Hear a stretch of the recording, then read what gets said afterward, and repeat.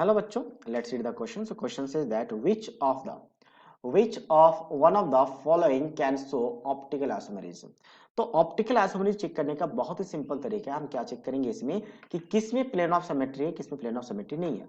अगर plane of symmetry हो तो ऑप्टिकल आइसोमर शो नहीं करेगा और ना हो तो शो करेगा, उल्टा है। ठीक है, होगा तो नहीं करेगा, नहीं होगा तो करेगा। जैसे FeSO4 डॉट ऑफ 7H2 है तो ये तो आपके पास सिंपल सॉल्ट है। सिंपल सॉल्ट में कोई भी ऑप्टिकल आइसोमर शो नहीं करेगा। यहाँ पे ये कॉम्प्लेक्स सॉल्ट है। कॉम्प्लेक्स सॉल्ट में ये जो ऑक्सलेट है वो 3 टाइम्स लिखा गया है। ठीक है, ऑक्सलेट को 3 टाइम्स लिखा गया है। तो इसका अगर मैं स्ट्रक्चर बनाऊं तो किस इस तरीके से इसको OX लिखा जाता है शॉर्ट में, OX। और इसका एक अरेंजमेंट बनता है ये वाला। अगर मैं इसको लिखूं तो यहाँ पे क्या बन जाएगा, एक EN और अच्छा sorry not EN, OX oxalate, C2O4 को ऑक्सलेट कहा जाता है, C2OX लिखा जाता है। तो ये और ये बाइडेंटल लिगेंड्स है, दो जगह कनेक्ट होगा। तो बाइडेंटल लिगेंड्स हमेशा 90 डिग्री पे कनेक्ट होना चाहिए, ये पॉइंट भी हमें याद रखना है। तो ये 90 पे कनेक्ट किया, ये भी 90 पे और यहाँ पे है। तो इसमें कोई प्लेन ऑफ सिमेट्री नहीं होता। प्लेन ऑफ सिमेट्री, इसको मैं नीचे लिख देता हूँ ज्यादा बेटर रहेगा।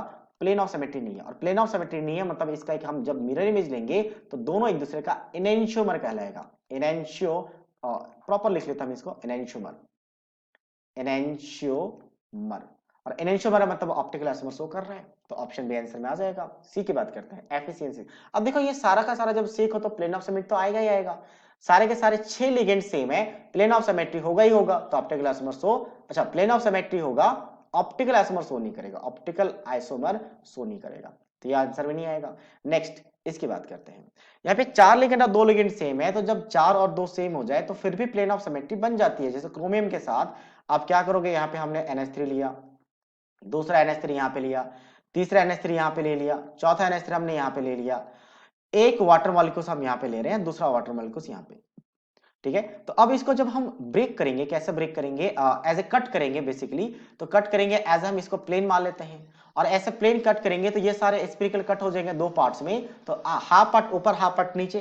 तो NH3 भी एक दूसरे का मिरर इमेज है, मतलब प्लेन ऑफ सिमेट्री है। और प्लेन ऑफ सिमेट्री है तो ऑप्टिकल आइसोमर शो नहीं करेगा, तो ये भी आंसर में नहीं आएगा। So that means only B is the right answer of this question.